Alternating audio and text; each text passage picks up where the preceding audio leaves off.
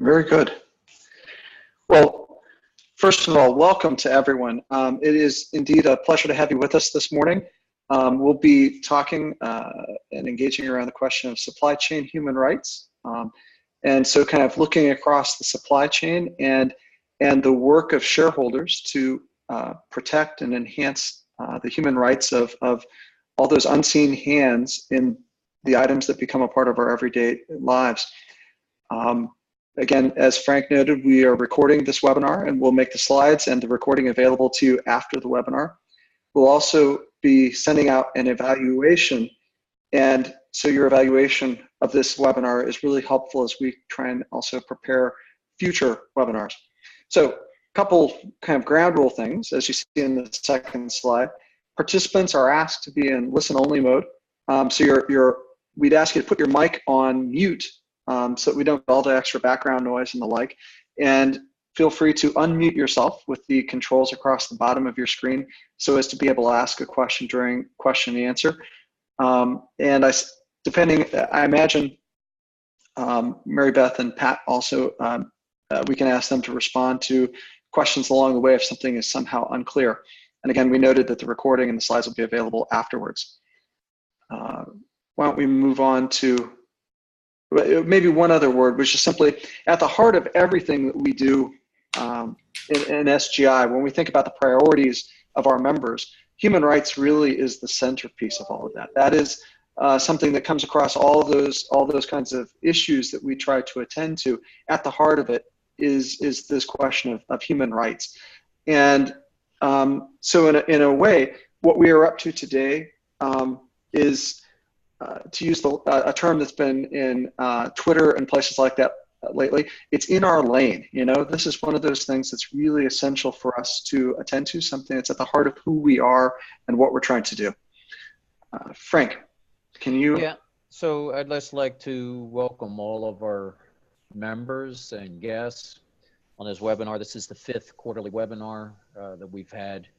We try to address to educate our members. We try to address socially responsible investing process issues, as well as priority issues in which we engage on. So as Chris said, human rights is the lens through which we do all of our work. And the supply chain is particularly of interest to TRI-CRI members, as well as many 7th generation interfaith members who are engaged on this topic because it tends to be the most vulnerable in our economy.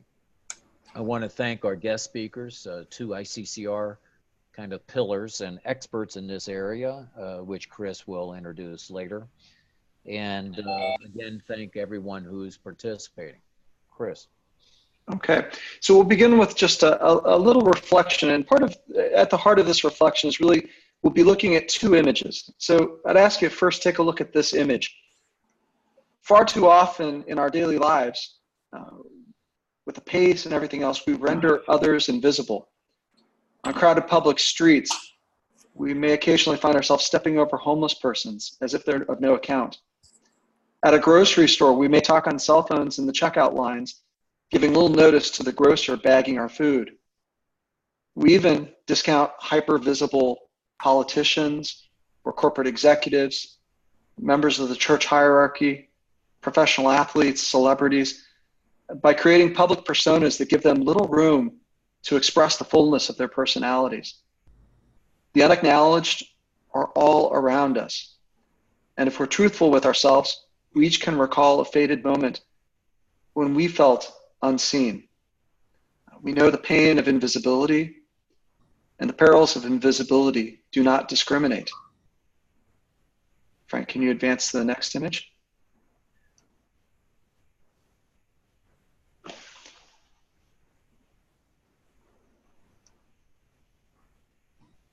When we purchase merchandise at a store, likewise, there are unseen hands that have fashioned it before it reaches us.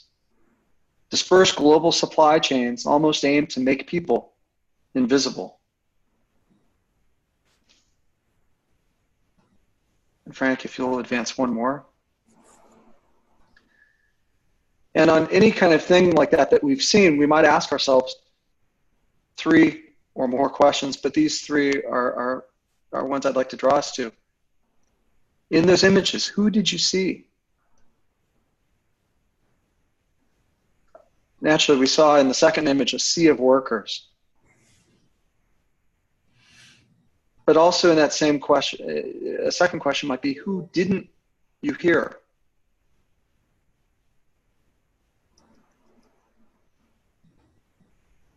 And as a faith-based organization, something very much at the heart of who we are is to ask this question: where is the hope? Our work is born in a way, one might say, of the humanizing power of seeing. Via this webinar, we aim to see more clearly. We aim to hear more deeply.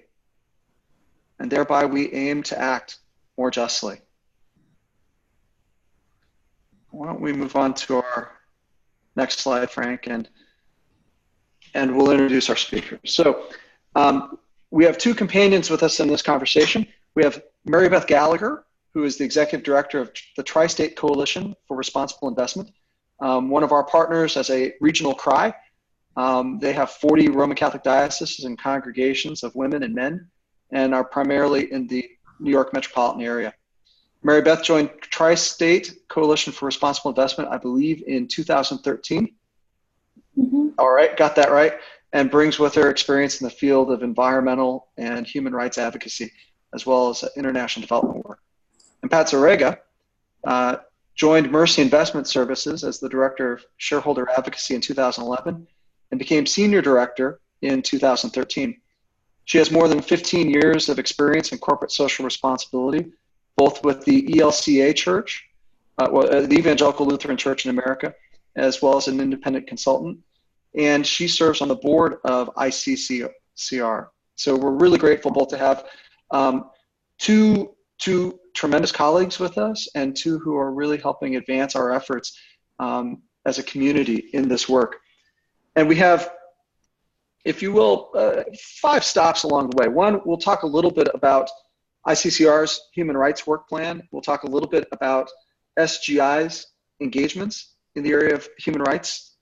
And we'll then move into talking about human rights impacts of the meat sector, which Mary Beth will be leading, and then ethical recruitment best practices, where Pat will be leading. And we also want to allot and apportion some time for questions and answers. Why don't we move one more, Frank? This slide kind of brings together the overarching goal, if you will, inside of the human rights, human trafficking team, which is using our leverage as shareholders and working with our allies. We ICCR members will strengthen corporate policy, practice, and disclosure, and increase the number of companies who have adopted and implemented human rights policies, including modern slavery based on the UN guiding principles on business and human rights. And supply chain, then, as you see, is one element inside of this kind of broader sense of our work in human rights. Also those areas in terms of working on issues around sex trafficking, gun safety, food labor, racial justice, and immigrant rights. And Frank, why don't we move on to the next slide?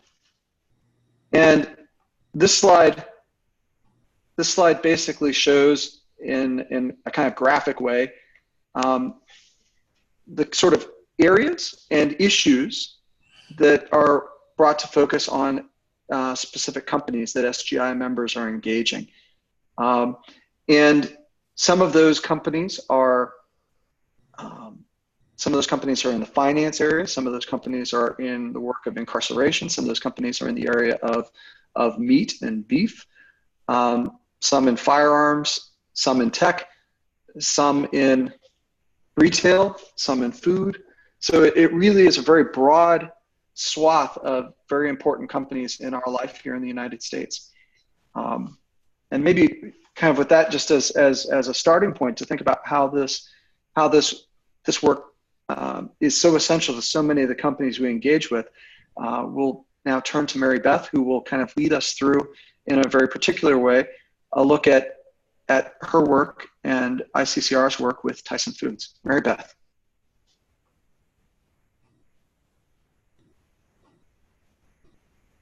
Oh, we've got you on mute. There. Okay, can you hear me? Yes. Okay, great. Thanks so much. Thanks, Frank and Chris, for the opportunity to be on the line with you today. It's a great opportunity for us to talk about our work, and you may be familiar with the Tri-State Coalition. We're a sister organization, I guess. And as Chris said, we're based in the New York area. So I'm going to talk with you about one of the engagements that we lead with Tyson Foods and a little bit of the transformation of this engagement over the last few years and some of the key human rights impacts that we are worried about and therefore bring to the attention of the company. So you can advance to the next slide. Just a brief intro to Tri-State Coalition. For those of you who aren't as familiar, there's a beautiful picture of some of our members at a member meeting over the summer. We were founded around the same time as, well, I guess before SGI, a few years before us. We're a coalition of Catholic institutional investors, and our members are committed to aligning their mission and values with their investments. And we do very similar work to you do. We support and educate our members. We provide opportunities for action. We create a shared network where people can speak about this work and learn from each other. We are a bit of a conduit between ICCR and vice versa. So we represent our members' interests to ICCR and then share with our members some of the key interests from ICCR connected to their priority areas. We do this through shareholder engagement and do some collective engagements, and we also at TRI-CRI represent institutional investors as their SRI consultant. So that's a little bit about the organization. We can switch to the next one.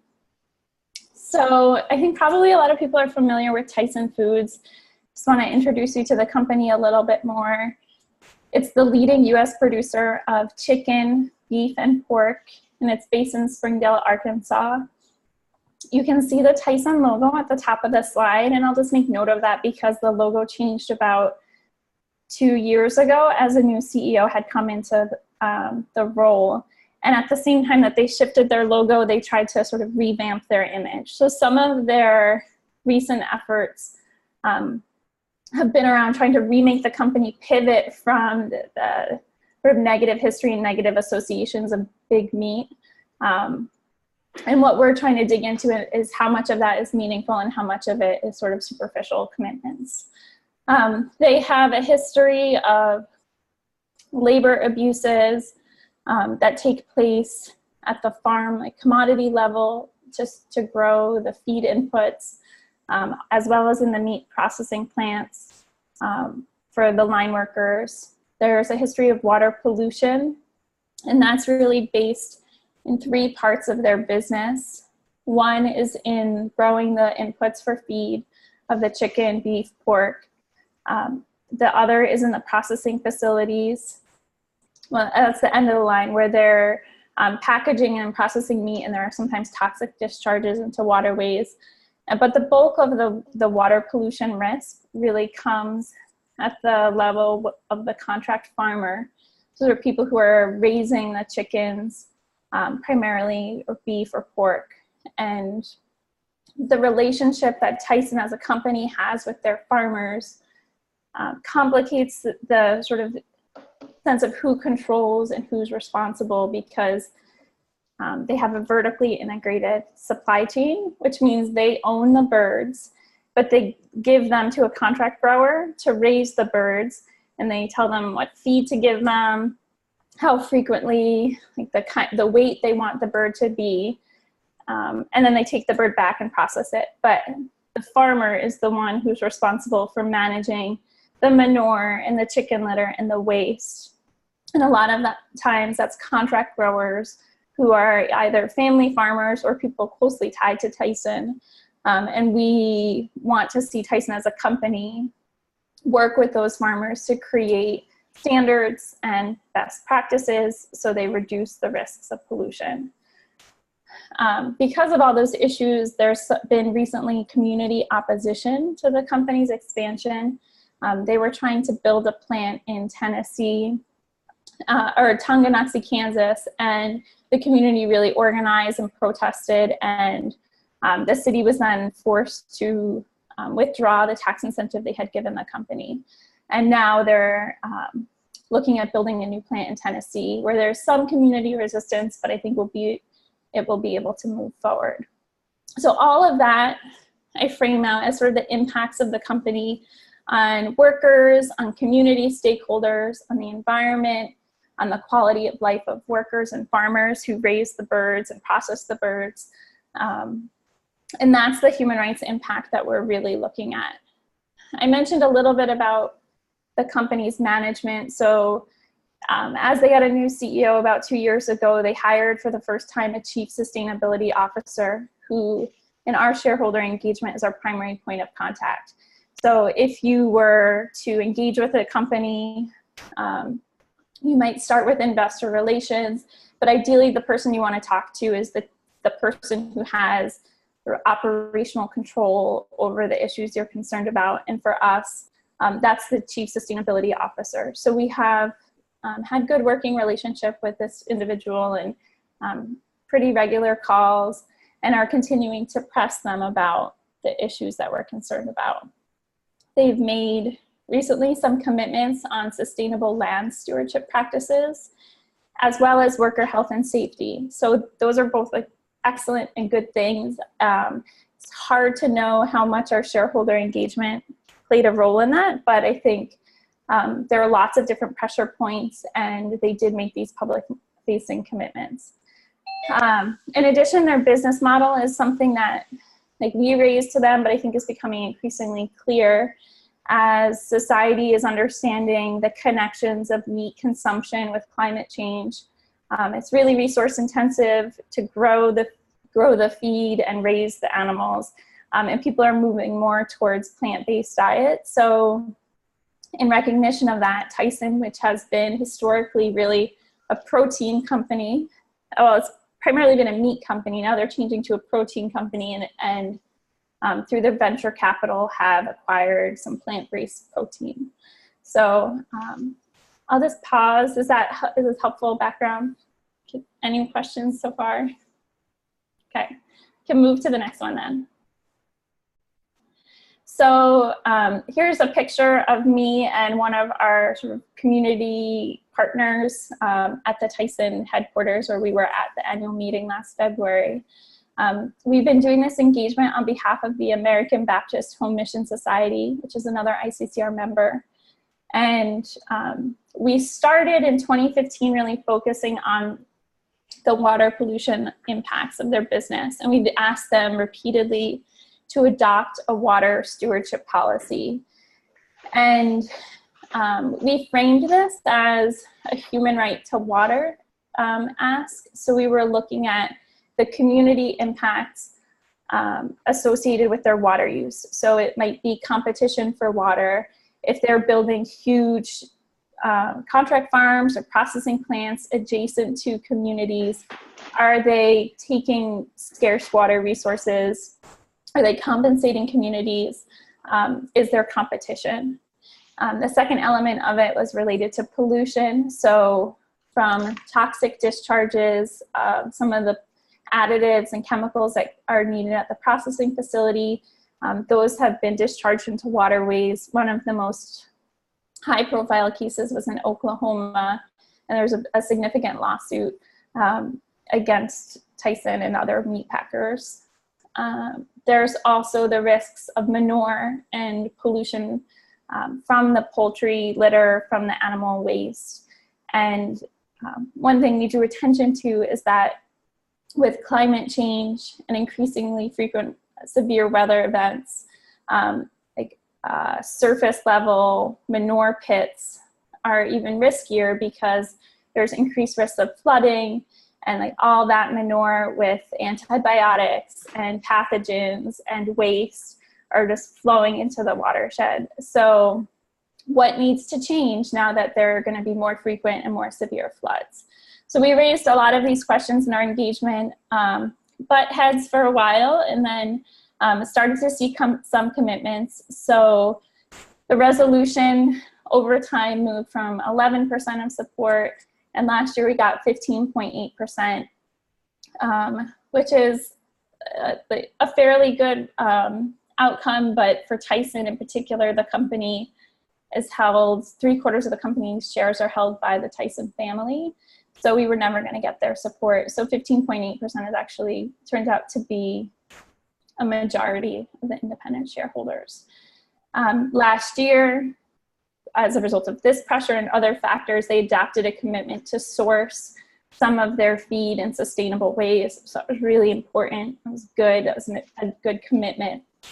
But that commitment was significant enough that we were concerned we couldn't continue to press them on water without facing a challenge at the SEC around one of the grounds for exclusion of a resolution. I won't go into too much of the detail, but basically if a company is taking action that is close enough to what you're asking them for, they could argue that there can't be a shareholder resolution filed on that. So we took that opportunity to sort of rethink our strategy. And over the last couple of years had really built relationships with other organizations looking at Tyson, connected with workers, and understood that water was just one of the many human rights risks facing the company. So we decided this year to file a shareholder resolution on the issue of human rights due diligence. And what we are asking the company to do is to assess where they have the greatest human rights impacts on society, whether it's from water pollution, from labor abuses in their processing facilities, from the risk to migrant workers who are working on farms across the United States and around the world, to the community members that don't want to see their community landscape change because a Tyson processing plant brings with it tons of contract growers and changes sort of the agricultural landscape of their community. So we put this sort of broad human rights ask before them in a resolution that will be considered at the annual meeting in February to identify their risks and then take steps to mitigate their human rights risks. We can go to the next slide. I'll just dive a little bit more deeply into the 5 key human rights impacts that we are concerned about. I'll start with labor rights in the processing plants. So we know that poultry processing is a highly dangerous job. It's one of the sectors that has the most frequently reported incidents of worker health and safety. People are processing chickens at speeds that are just not safe and somewhat unreasonable, with serious risks of injury because they're working quickly with sharp knives and a moving conveyor belt sort of with pressure to deliver a certain amount of product within certain time frames. In this process, they're exposed to toxins. There's harassment risks and discrimination, wage and hour violations. For Tyson in particular, just about 1/4 to 2/3 to 1/3 of their workforce is unionized. So those workers who aren't in a union have less protections and less ability to bargain collectively for their rights. So the poultry processing facilities are really an area of high risk. And I'll mention just a quick connection to public policy related to that. In the last year, there's been a regulation that is allowing the processing speeds to be sped up, which is crazy. So it just heightens the risk to workers. And they're now allowed to increase the speeds. I don't know the exact number, but forcing workers to work more quickly in wet, cold, quick cutting kind of mechanisms. And that happened in part due to the lobbying activities of the National Chicken Council, of which Tyson is a member. So there's a public policy and lobbying connection to some of these issues. The next risk that we're concerned about is related to migrant workers. So we don't know exactly how many of the workers in Tyson's supply chain may be migrant workers, but in the United States, a lot of the farm workers working on row crops or other farms are immigrant workers many of whom have been forced to pay a recruitment fee to get a job. And Pat will speak about that specific issue in more detail. But protections for migrant workers around wages and hours and training and ability to access sort of safe working conditions, harassment, discrimination, all of those risks are heightened for the immigrant community. Water pollution I talked about already, but I'll just say that 99% of US farm animals are raised in what's known as CAFOs, confined animal feeding operations. That's a description of a certain number of animals raised in a certain acreage. So they're just really high intensity, highly concentrated areas. And that just increases the risks of water pollution, air pollution, toxic pollutants. So yes, some of this work is around whether the business model itself in this way of raising animals is sustainable and good for society in the long term. There are economic struggles for contract growers and family farmers. So a lot of people will take out huge loans to build these chicken houses to hold millions of birds at a time, and then end up in sort of a relationship of dependence on on Tyson Foods to keep working with them. And they have really specific requirements under which they have to raise the animals and keep their houses and make retrofits. And anecdotally, there are lots of stories of people going into severe debt because of the contract grower relationship they have with companies like Tyson. And then as Tyson continues to grow and think about expansion, they're looking at new places to put their facilities. And there's a heavy economic, environmental, and social impact from all of those things. So when they build a poultry processing plant, it changes the entire ecosystem around the community, because now people are growing soy and sorghum and corn to create chicken feed instead of fruits and vegetables for their community. Or these smelly, huge chicken houses are being built, taking up huge portions of land. So there's, as people understand the impacts of their growth, there's more resistance to it. So we can head to the next slide. Oh, Mary Beth, if I might, especially like on point number one, where you're talking about the labor rights and processing plants, were you a part of the visit maybe earlier this year to Walmart that also visited one of the poultry production facilities? Or no, I wasn't. I know Frank was part of that, but that group, so we can go to the next slide, and I think we'll connect to that group a little bit. Okay. Sorry about that. No, it's good. Well, we could skip this one. It's basically saying Tyson doesn't do enough in their policies. Actually, it's not the very next one. So there's a group called the Northwest Arkansas Worker Justice Center, and that's the group that many ICCR members had the opportunity to meet last year. So this group is a community organization of workers, and they're based in Springdale, where both Tyson and Walmart have their headquarters in close proximity. So Bentonville and Springdale are sort of close by to each other. We've developed a relationship over the last several years with the Northwest Arkansas Worker Justice Center and other workers organizations to try to understand what the landscape is and what the reality is for those workers. A small group of ICCR members who engage Walmart spoke with these workers, and the reason Walmart is part of this is because Tyson sells like 17% of their sales are to Walmart. So they really need to stay aligned with Walmart's sustainability commitments. And if Walmart is committing to treat workers in their supply chain well, that impacts how Tyson treats its workers. But I've met with them a few times, and they joined us at the annual meeting at Tyson last year. And I went to the Worker Center the night before the annual meeting. And it was really powerful just to hear from them directly about their experience working there, and speaking with them was a big part of our pivot from water to human rights more generally, because they talked about like working with their hands in cold water for hours at a time. When I was bringing up water pollution, they're like, well, we are also exposed to toxins in our work.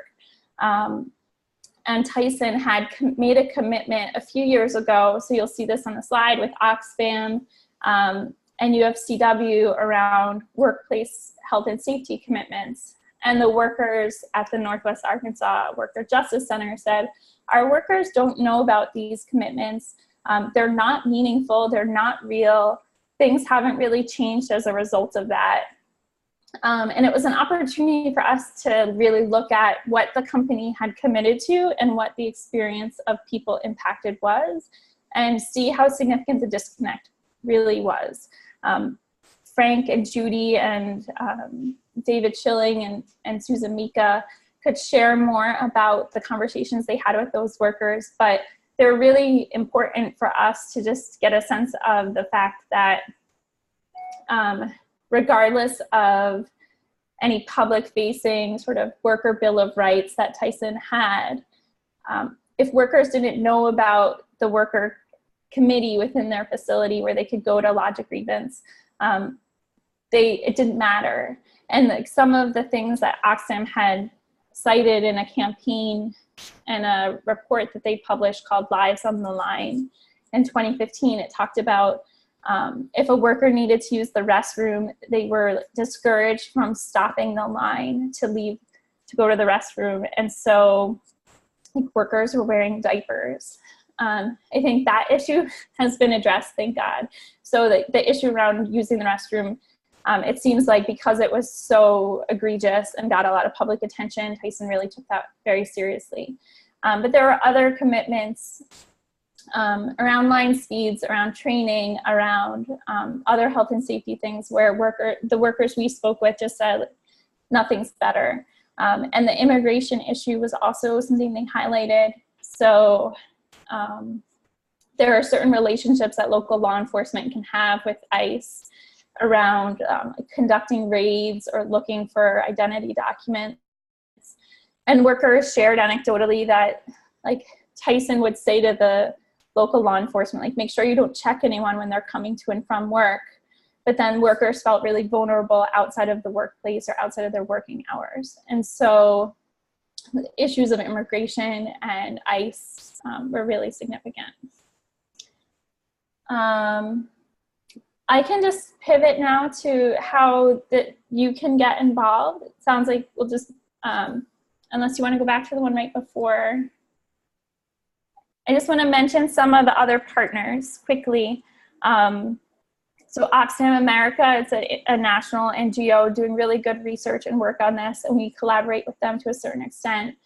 Mighty Earth is a group that's organizing around the community resistance, looking at water impacts as well as other community impacts. And that's something that we try to incorporate into our engagements, really understanding the perspective of stakeholders and trying to facilitate conversations between people who are most impacted by the company and the company itself. You can go to the next one. You can go to the next one. So now for you who are on the call and part of 7th Generation CRI, there are lots of ways that you can get involved. You can sign up in the ICCR database to participate in the Tyson engagement.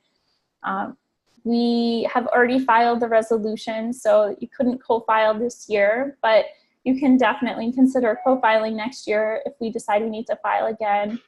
And this year in February, if you hold shares in Tyson Foods, please support our human rights resolution. It's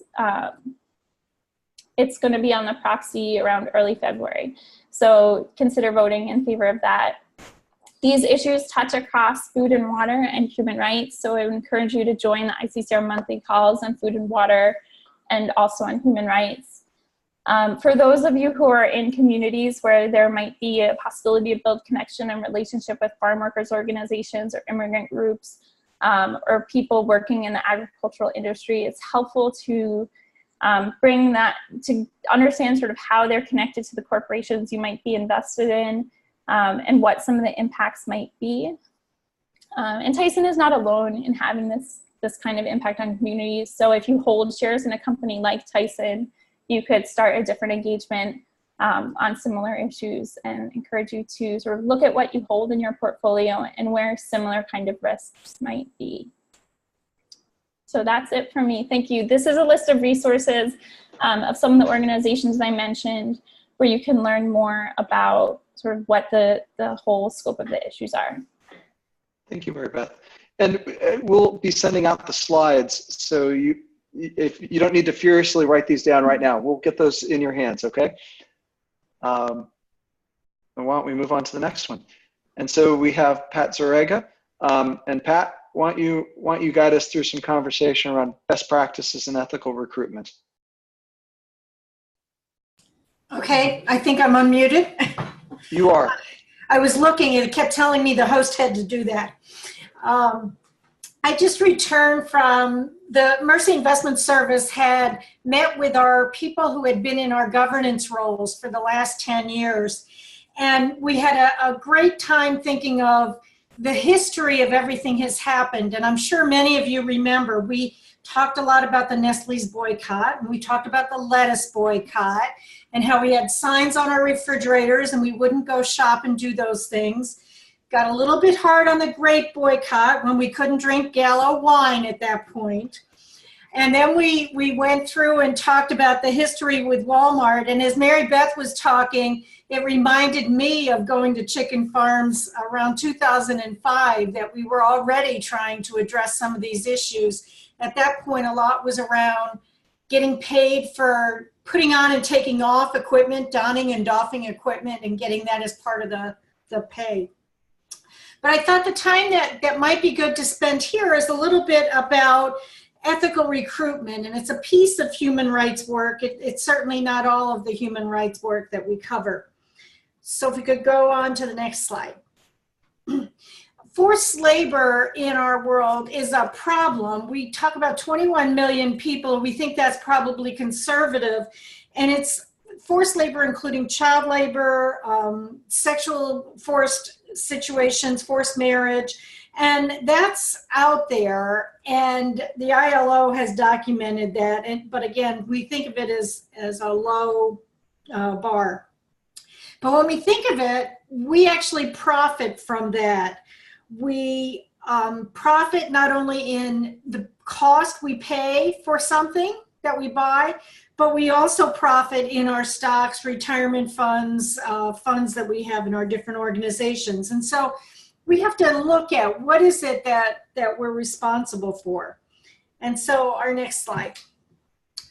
What I wanted to do is focus on one piece that ICCR has been focusing on, and it's around the ethical recruitment. And we start with the term labor broker. Now, who's a labor broker? In this country, we might know of something like Kelly Services, which is going to pair somebody with a job that's out there. But in many countries, labor brokers are going out in the fields, looking for people, trying to get them involved in a job, and that means often relocating and making them migrants of some type. And what we say is that labor brokers are responsible for using ethical practices, and they're responsible if they're using unethical. We also say that it's not only the labor broker, but the company that's using that. And we've run into a lot of companies that say, I don't have a supply chain. The airlines we've talked to have said, I don't have a supply chain. What are you talking about? And as we say, well, do you have uniforms? Do you buy certain airlines? All these things are part of your supply chain. And so we really take time to work with a company that they understand their own supply chain. And then we say that companies could also be the ones that are complicit in their own hiring practices and their own recruitment. Now, typically, we wouldn't think that in the United States, you know, they hire people and they're direct hires. But as Mary Beth was talking, if you're on a chicken farm, you might be using a labor broker to get some of the people that you're working with. And so that could be something in the United States. So let's move on to the next slide then. Why and how does it happen? It basically goes, we need available labor and we're looking for the cheapest labor we can get. And that's why people take jobs, they move from country to country to get a job to take care of their family, very often sending money home. And that's often why they're willing to work many, many more hours than they should be, because it's not really their community. They don't have a family there. They're trying to make money to send it home. When I was with ELCA, one of the people that were working at the UN, as we started to do work on trafficking, and I explained what we were doing and talking about these people, and she said, I think my sister, that's what happened. She wanted a job and she left Nigeria to go actually to Jordan at that point, in a fair trade zone is what they called it, part of the free trade agreements that were there. But she would work 70, 80 hours a week because she didn't know anybody else, and she felt safest in the workplace rather than going back to the dorm where some not so nice things were happening. And she has been returned home at this point and is safe. But it's that thing of, we'll just do anything just to keep busy, to make more money, to send it home for families that are in need. So when ICCR looked at this ethical recruitment issue, they came up with 3 pillars, and they're in line with the ILO, the International Labor Organization pillars. And the next slide, thank you. The first one is that no fees, that a worker would not have to pay anything to be recruited, to get the job. Workers, if they have to pay anything, should be reimbursed. Now, this gets a little bit tricky. If you're a nurse and you're going from India to the Philippines and you need to have a nursing degree, should the job have to pay for you to get the nursing degree? Probably not. But should they pay for you to have to take the new test in the new company? That's a possibility that we might want to look to say, are they actually being reimbursed? If you're a plumber and you need a certain certificate, do you get reimbursed for that? And so the no fees, although it sounds like a very simple thing, really needs to be thought through, and it's up to a company to really look at what kinds of things are you requiring somebody to pay for as they're coming to work for you. The second pillar that's there is around the written contract.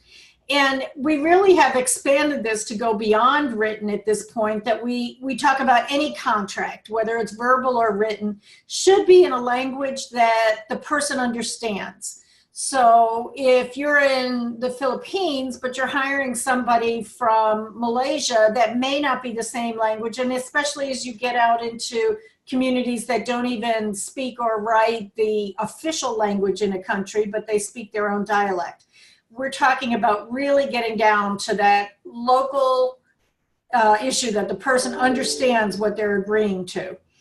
And then the last pillar is that none of the documents or any deposits for rooming, anything like that, should be kept by the company. That in our case would be like a passport or a work ID, but it could be any other certificate to work, a nursing certificate. The company certainly has the right to make a copy of those things for their files, but they shouldn't be keeping the original ones. We've run into some interesting questions around that, I guess I'd say. If you take something like a cruise line, the cruise line is responsible that they have the appropriate documents for somebody to actually be working there. And so they keep them. And so we've said, well, do you then need to look at the person could get them at any time? And how do you keep that freedom of being able to get those documents? So again, it's another piece that's not as easy as it looks. If you go on to the next slide, I know this is one of those I hate in a PowerPoint. You can hardly read it, but it's from the page in the best practice book that ICCR has put out.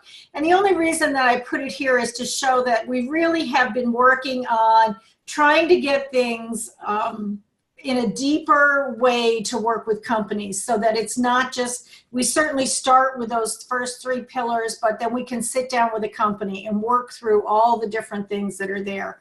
And I think I did not get you a list of resources, but I'll make sure we get you one with the ICCR best practice guide at the end. I don't think that was in Mary Beth's.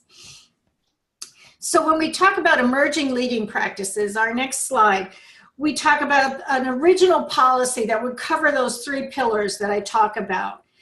We talk about the company being responsible then to work with all of their suppliers to ban any kind of fee that's out there. And so what we've seen is in vendor contract language that they were beginning to put recruitment fees being banned. Then we talk about, well, how do you know that happens? So there should be some kind of audit. We would prefer it to be a third-party independent audit of the recruitment agency, that it's transparent, it's public, it's verified what's out there. And then what are they doing in terms of industry leadership? And I think this is what David Schilling at ICCR has been focusing on recently, has been how do we not only change company by company by company, but actually go and try and change an industry. And so whether it's we're looking at the electronics industry or the home goods industry or clothing, how do we begin to say there are industry initiatives dealing with these issues and how can we engage in them? So one small example, HP we have seen Hewlett-Packard as a leading practice that's coming forward. They have what we call a forward-facing policy. It's public. It provides documents for other companies to use. It's not behind a firewall. It's out there for people to use in their own vendor contracts. The suppliers that they use must hire their own workers. There's been some back and forth whether that's the best thing, but if a supplier hires, they know where they're getting their workers from and they take over that relationship with the worker.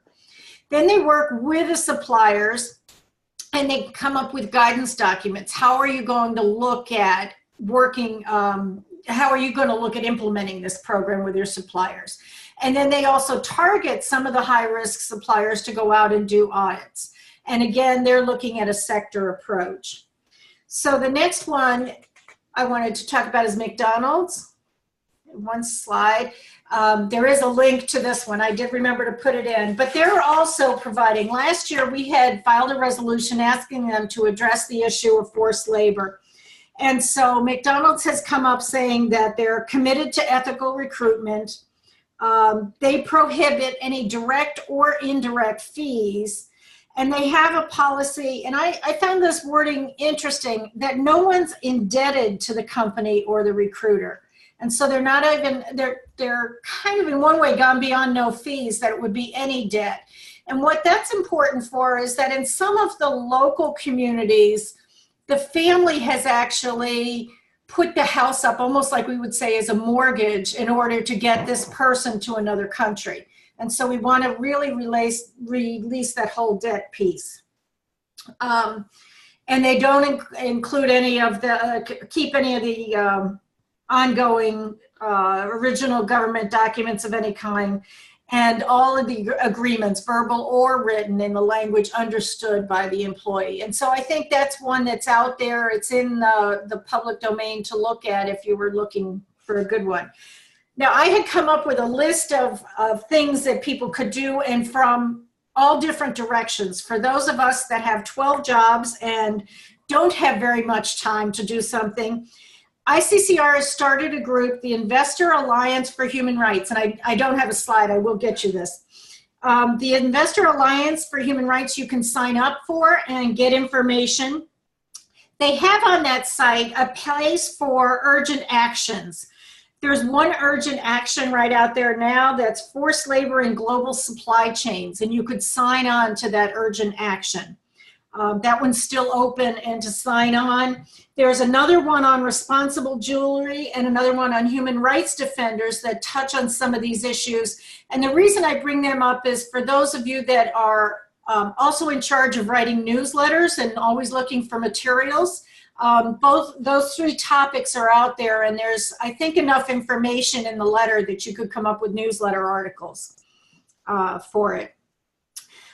All the things that Mary Beth said to sign up for, you can sign up for, and at the same time, there's some actions that we will be continuing doing.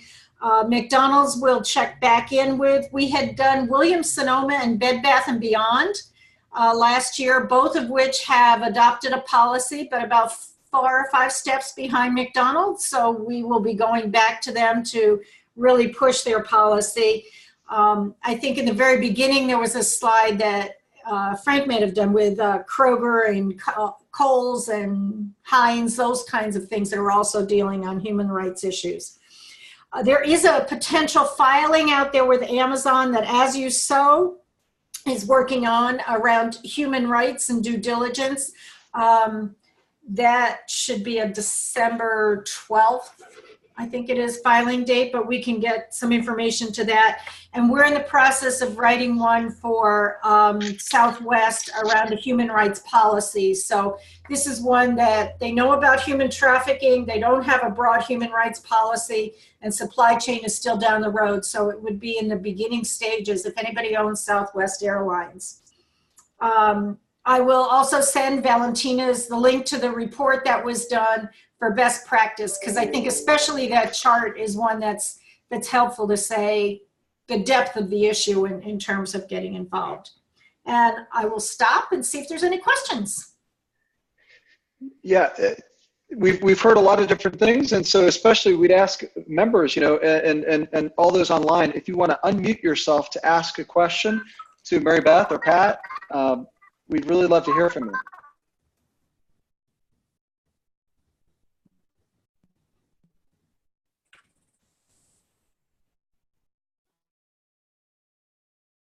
So I've unmuted, I think. So each of you can unmute yourself. So you're on mute, but you can unmute yourself by moving your mouse over and clicking your the area that says to unmute. Maybe I'll start with a question. I'll go back to Mary Beth. Mary Beth, you highlighted the fact that you're connecting some of the members of the Northwest Arkansas Workers Justice Center. So laborers that work in the processing plants for Tyson, you're connecting them and getting them involved with your engagement. How do you do that? I mean, a lot of our members are they're in communities that are impacted by corporate activities, or they know of, they have members or communities, part of their greater community that are located in developing countries, deep in the supply chain where they see worker abuse. How do you connect these local communities and get them somehow in front of these company management? Sure, thanks, Frank. So I guess there are 2 things I want to focus on. One is the actual bringing the representatives to the company. We did that in a really practical way by setting up a meeting, and right after the annual meeting at Tyson, so each company has an annual general meeting, we got proxies for those individuals to attend the meeting. So we reached out to other ICCR members who are shareholders, and they assigned their proxy to different worker representatives. So those workers were able to attend the annual meeting that you need to be a shareholder to go to. And then right after that, we sat down at a table with the Chief Sustainability Officer and worker representatives. So this was really just bringing them face to face with the company so they could speak on their own behalf and share their own perspective. I think those kinds of opportunities are somewhat unique, and the worker representatives don't always necessarily want that. But if that was something that they requested, we tried to facilitate that and then really pushed the company. They were resistant at first, but then welcomed the opportunity. Follow-up meetings, I think, have been challenging. There was sort of a sentiment of, yes, there's always an open door, but we want to make sure if the workers want to have a direct line to the company, that they can have that. So it's just something we request. The company doesn't always do what we ask, but keep attention on it to make sure they're reaching out to their workers in that kind of informal way. I think ideally we want more formal mechanisms in place, so there are worker committees and worker representatives that have the opportunity to speak in a more formal and representative way. And that's part of why we are pushing for certain policies. Like, there should be specific channels where workers can speak to management about things that are going wrong. And I guess the less direct way is that it just helps shape the work that we're doing and what we're asking for. So educating us about what the situation is on the ground so that we're more informed and are able to sort of push back if the company tells us that an issue has been completely resolved. We can say, well, we've heard from, and don't ever like call out the workers by name so they wouldn't be at risk of retaliation, but respecting their privacy, using the examples that they feel comfortable to share with us, so that we're sort of proof testing what the company is saying. I think it's challenging for a lot of reasons. The workers want to see changes in their working conditions today, and the company works really slowly. The shareholder tools that we have are slow and incremental progress, and it won't yield results as quickly as the workers want to see happen. So I think one thing we've really learned from this experience is the importance of being clear about what the expectations are when partnering with shareholder advocates. Like, we can try to do certain things, we have no guarantees. We can't boycott the company if they don't do what we want them to do. That there are tools that we have, and here's what we can accomplish using those tools, so that we don't ever misrepresent sort of what it's going to be like to partner with us. And I think that's just important from the outset, to be clear about how we work, how they work, and where there may be tensions.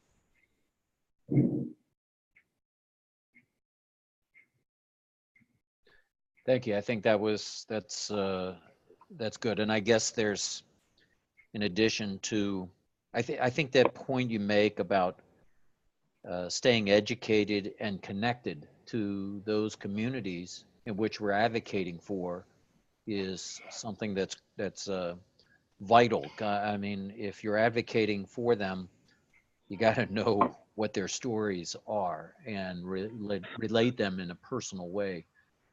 So I think that's great. Maybe I'll pivot to Pat with a question, because of course we talked to many of our companies that we're engaged with about ethical recruitment, and oftentimes what we'll hear is, well, it's in our code of conduct. We have a supplier code of conduct that's saying suppliers must obey the local laws and they must recruit ethically, and so we're covered. And you want to know what we say?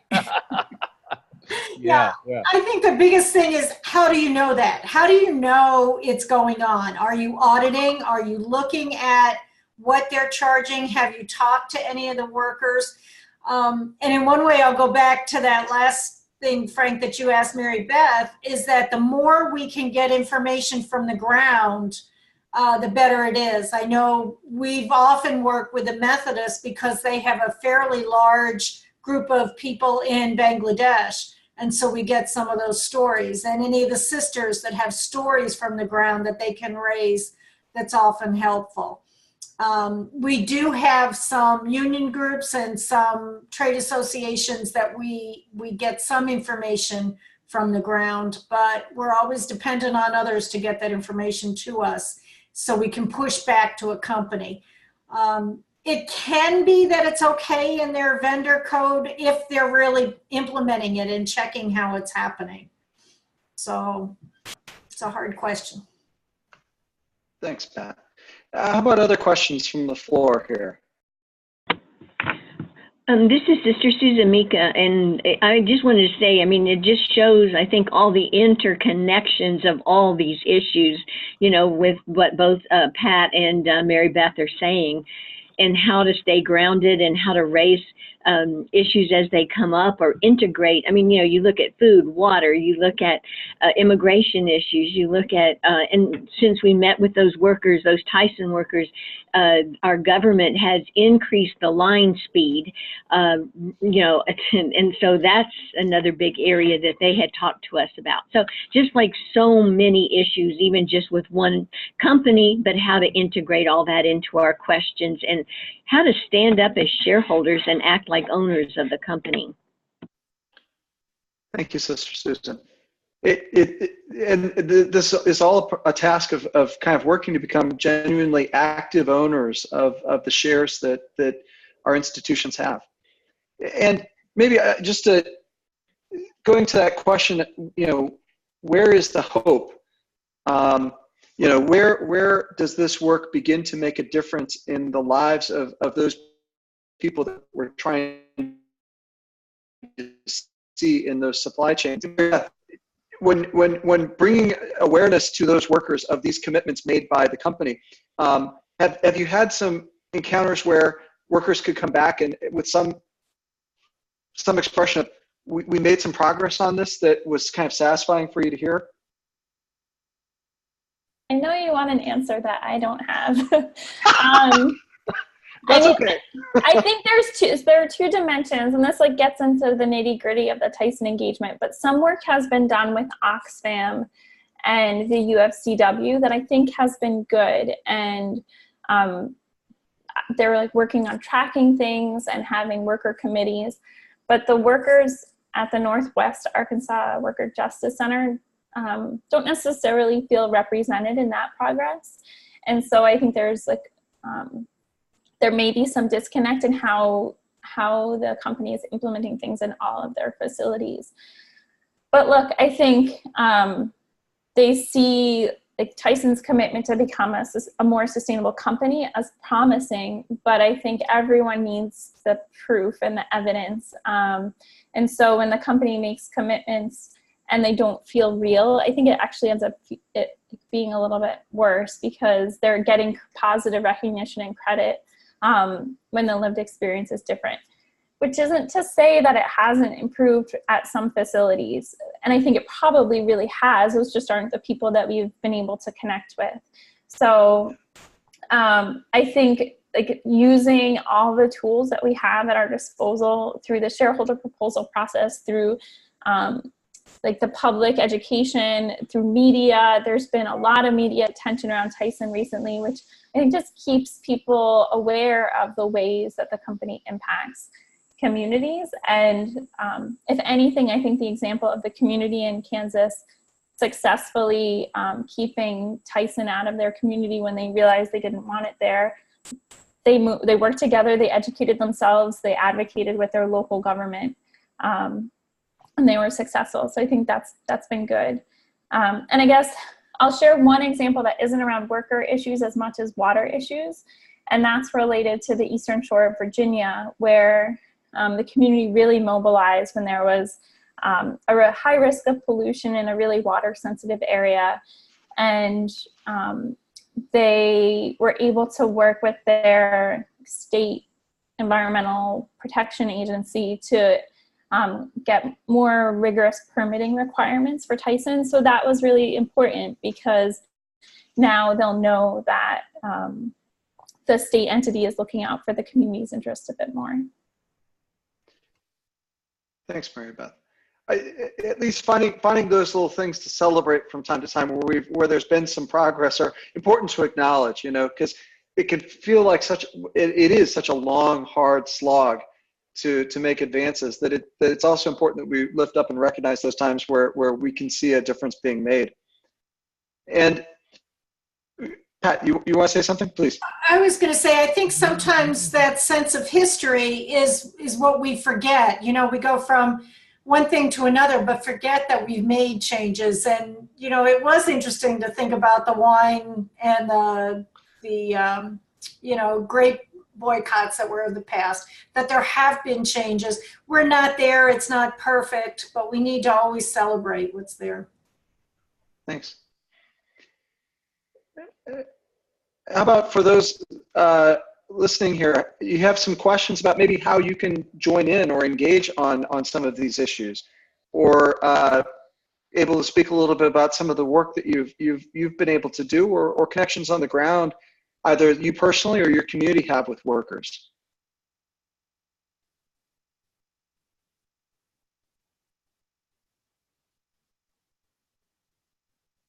Can you hear me now?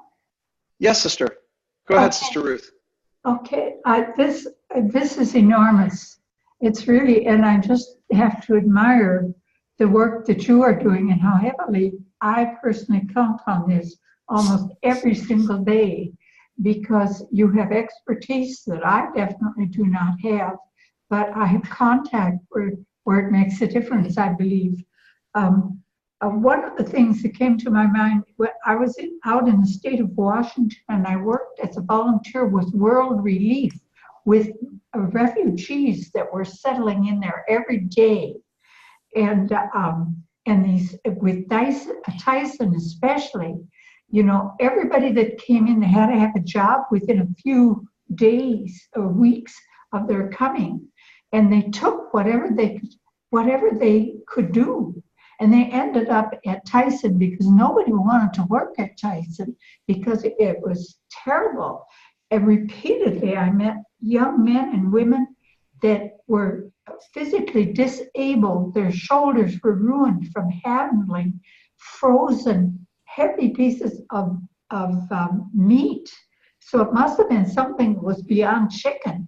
But they could not work anymore, and they were in a very cold environment, which made their muscles more susceptible to damage. And I heard this repeatedly, and so the word was around: get out of Tyson as fast as you can find a better job. And that's what was happening. And Tyson was not very open to people. I did not ever meet anybody from Tyson, but it was, I knew the effect that they were having on the workers that came in, and how workers that were moving up the economic level were starting like businesses, little neighborhood grocery stores, so that they could pull people out of this Tyson. And I think that that would be a very strong fact that would say Tyson would not want to have that reputation. Also, what you are doing, it comes very close. Where does governmental oversight come in? You know, and where any of these corporations don't want the government on their shoulder. But at some point, we need to hold government responsible too, for protecting its citizens and protecting people that are brought into its purview. So I just have those comments to make because I had a little pinpoint of light on the bottom side of what you were talking about. Thank you very much for your Thank you, Sister Ruth, for sharing that. Sister Ruth, this is Pat. I would jump in that I think we saw that government demand put after Bangladesh and the fires, where all the different companies, investors, a lot of different communities came together and said, you really need to do something. Now we're, whatever it is, 6 years out, and some things have been done, still more has to be done. But I think we saw companies do a change that where they used to say, we can't talk to each other because of, private practices kind of thing. Now they're beginning to say, we're all using the same plant. We need to make this plant, this facility better. That was a remarkable example, I thought, as I came to know what happened there. And I think maybe we need to do a better job of highlighting that and putting it before the public. Like, for example, the justly and socially responsible investment is a very significant to put before the public. But I think the example of Accord in Bangladesh is superb to put before the public. Great suggestion, Pat. But I'll jump in there to say, Pat, the Bangladeshi government did not get involved. until the corporation stepped up and threatened to pull out, and saying we need a more stable, safer industry sector for the garment industry. And it was the Bangladeshi government stepped in reluctantly only because of that threat. And so I think the lesson there for me, and Mary Beth started to touch on it, you know, I had no idea that Walmart was so dominant in terms of Tyson sales. You know, you think of a huge company like Tyson's, and I know it was true also P&G and others. You think they're huge global companies, and they are, but to have, what did you say, 17% of Tyson's sales going to one customer?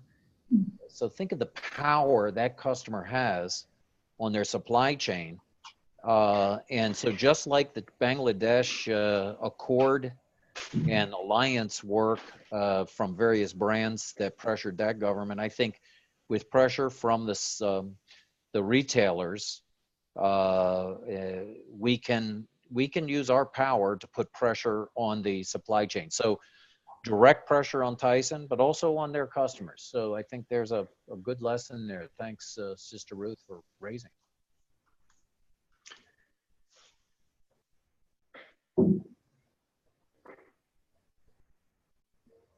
Maybe another resource that we might point to: yesterday, the corporate human rights benchmark came out as another tool looking at maybe 100 companies and a handful of sectors. I don't know if Pat or Mary Beth would like to make a comment on maybe ways that might be helpful or inform the work that we do. Sure, I can start and then Pat can weigh in. That resource looks at like companies' governance structure, their policies, and the implementation of their commitments to human rights, and then ranks them. And we use that along with another resource that I had flagged called Know the Chain. So Corporate Human Rights Benchmark and Know the Chain are really good tools to look at how companies compare to one another. I think the scores are very low for all companies and just show that there's not enough action being taken on respect for human rights in business. But they're drawing a lot more attention to it and giving a framework to assess companies, which is really key. And I guess one thing that we do, we always look at that before we have a dialogue or an engagement, and we pull out data points from that we could insert into a shareholder resolution. Like we're writing one right now on the human right to water at Chevron, and pulled the score from the corporate human rights benchmark so we can insert that into it. So I think like it's important data points, and it's persuasive with the investor community because it's a tool created for investors that compares apples to apples, which is what the investors are really looking for. And it's a way to, we also bring it to companies in dialogue and say, have you looked at your score and your ranking on corporate human rights benchmark? Did the board look at it? What does senior management think of this? Are you using this as an action plan for yourselves to improve? So it's something that companies probably don't pay enough attention to, so we try to bring it to their attention. And then for those on the call that want to look at ways they should plug in, I would consider looking at the corporate human rights benchmark in the low scoring companies, and then the companies in your investment portfolio. And that can, if there's overlap, you can say like, oh, like that's a company that needs pressure and I'm an investor in that company. Maybe I will rely on Frank and Chris and Mary Beth and Pat and use the resources of the community to look at starting a new engagement. So that's another thing you can do with it. Thank you, Mary Beth. That's helpful. Pat. The only thing I'd add to that, Mary Beth, is that it's based on publicly available data. And so I know we've been hit a couple times with, well, of course we do this. It's behind our corporate veil kind of thing that you can't get. And it's a real easy one then to say you need to make that data available because you're being judged on it. So that's one of the tools that we use too. Yes, that's particularly helpful. Frank and I have, and Dan and some others who are on this have been in dialogue with one particular corporation, and presented their data, which was quite horrific, and they just rejected it out of hand. But again, it's kind of to, at times it seems to help hold a mirror to the company, at least to see how they're perceived and evaluated by others outside themselves, which is not always the most endearing thing for them to be looking at, but it is important. So we used the corporate human rights benchmark recent study, as well as Know the Chain, as Mary Beth referenced, in our filing with Kraft Heinz. So we filed a human rights resolution at Kraft Heinz. We will be filing at, well, no, we did file at Wendy's. Both of those are being led by Father Robert Witipka, the Capuchins. Chris is going to challenge our team at Kohl's to consider doing the same thing, because they scored low, and another company that scored even lower was Macy's. And Macy's, well, all of retail is undergoing tremendous stress in their financials and challenges to their business model. But in the meantime, they are not doing an adequate job in human rights in their supply chain. So I think that, as Mary Beth mentioned, that this report shows many of the companies on our engagement list that are scoring significantly low in their peer group, and low absolutely. By the way, this study is of 100 companies, looks currently is looking at 3 sectors: the apparel sector, the extractive sector, and missing the third. Agriculture. Agriculture, thank you. So you'll see a lot of the food and manufacturing and restaurants on the list. You'll see, of course, all the garment brands and the extractive brands. And some of the leaders were, you probably could guess, but others maybe not. So I think that report is important. And as Chris said, when we showed it to Kohl's, you know, they discounted it because they scored low. Sounds familiar, but I think we have to, you know, the fact that this study was piloted in 2017, it came out with its report in 2018, just last week, or maybe it was Monday, and getting more and more press. They have support from investors, over 150 investors with 3 trillion with a T in assets. So this is gaining more relevance.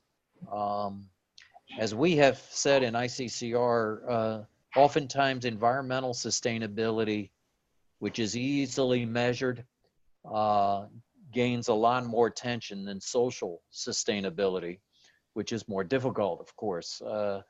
So this one is putting that spotlight on these social dimensions, looking at 100 indicators. So it's hopefully between Know the Chain and this human rights benchmark, corporate human rights benchmark, those 2 studies drive action. And they have individual reports by company. So this is, and are willing to come on they're not a consulting company, but they're willing to come on our calls to talk to companies and explain how they compare to their peers.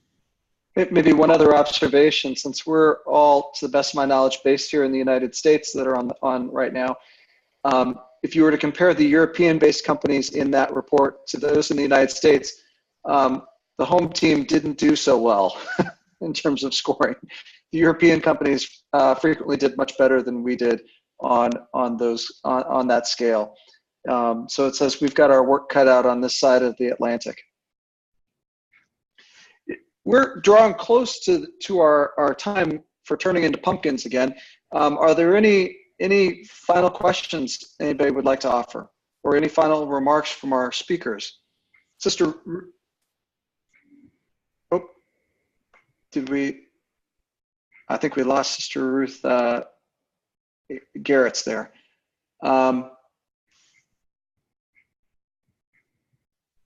Frank, I think you're on mute. Sorry. I'm going to call out Sister Ruth Battaglia, or third Sister Ruth. Sister Ruth, I guess, you know, with Sister Ruth Shaft opened her remarks by saying, I'm not an expert and I'm very impressed by how knowledgeable the speakers are, which I think is good, but I don't think we should be intimidated. So I know Ruth Battaglia, sorry to call you all out, but you're involved in a lot of dialogues and co-filings, and my guess is you're not an expert in everything that you're filing. What gives you the courage to step up? Well, I'm really not engaged in dialogues that much, you know, but I have been co-filing. And I think the thing that actually really gives me courage is because, well, I am so convinced of the value of what we're doing. And then when I first started doing this and gave it a try and had, you know, got a system going, then I find that it's not as, you know, it's not all that difficult to do. But when I co-file, I don't get invited to be a part of dialogues. So I'm really not a part of them, but I do sign on as many letters, and I do try to co-file, and I have a kind of a small portfolio, and I'm trying to be a little more focused on that, update that. You know, I find that as a way that I can comfortably participate by co-filing. Great, thank you.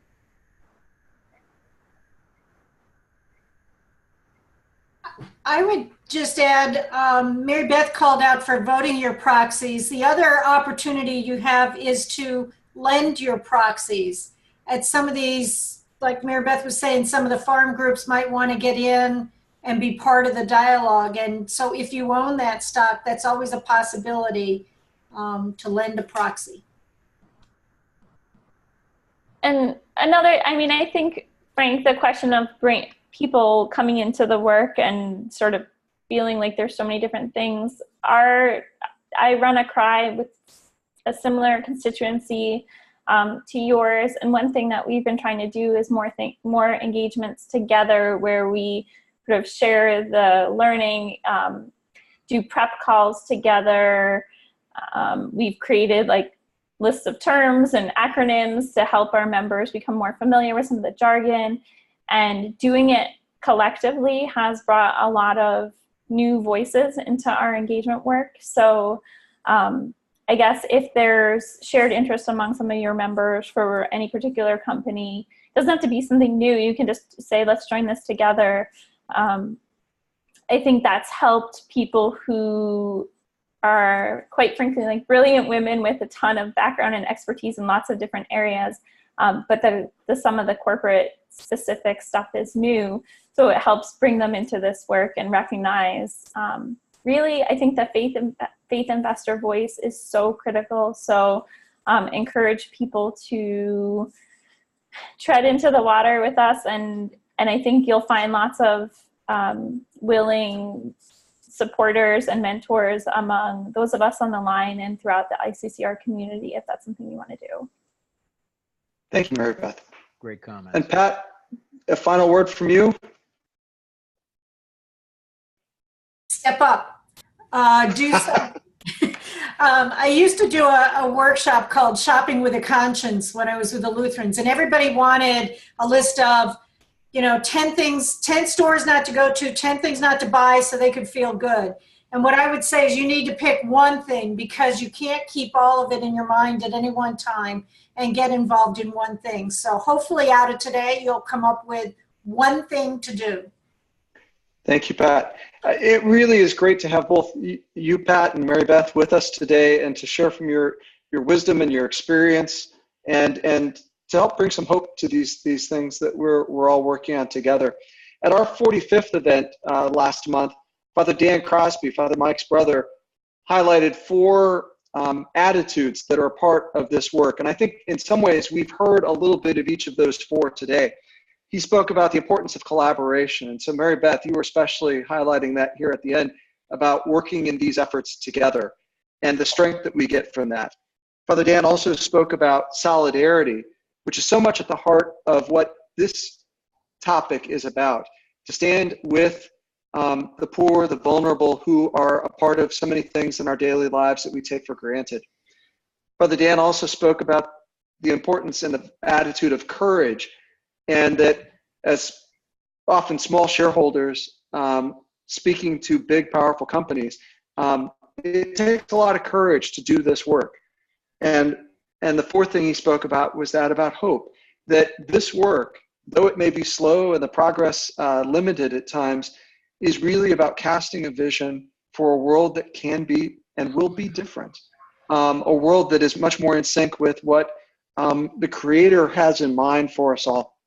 So very grateful for you, our presenters, being with us today, and also for our members and friends here on the line with us, and looking forward to our next opportunity together. I will make sure that we send out slides to you, and send out as well an evaluation, and some of those other resources that have been mentioned, we will make sure get included as well. Thank you all, and have a great Friday. And next week, as we go into Thanksgiving, know that while Tyson may have made that turkey that we're going to be eating, we want to be thoughtful about those matters.